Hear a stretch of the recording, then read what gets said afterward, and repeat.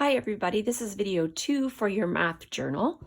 The first thing I want you to do is turn to your table of contents in your math journal, okay? And you're going to put number 6 down, so page 6 is going to be creating graphs.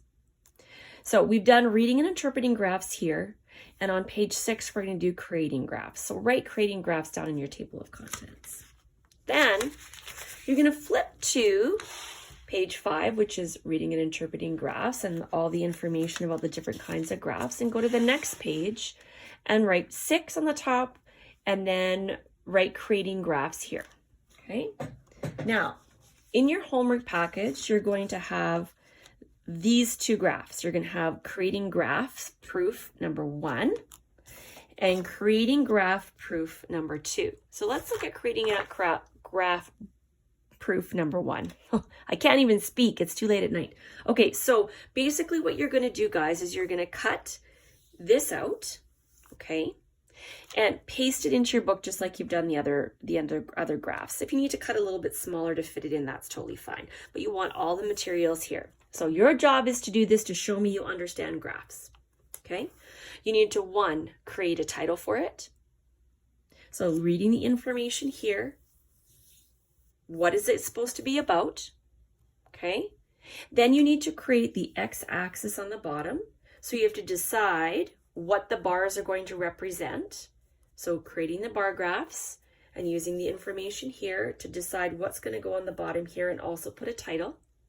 And then usually up the side, we know this is where we count the number. So we need to make sure you have numbers up the side. And then you also need to tell me what these numbers represent. Okay, and create the bar graph based on that. Okay, this is a single bar graph. The second one is asking you to create another proof. And this one, just so you know, is a double bar graph. So you do have to create a title. You do have to decide what the bars are going to represent on the bottom. You need to be able to tell me how much the numbers are up the side and what they represent. And you're going to have a legend of some kind, because one bar is going to represent one thing and another bar is going to represent another thing. Looking here, that's where your information is going to be. Okay, I can't give you all the clues because this is proof that you know how to do it. So you need to color one color and one another color. Okay.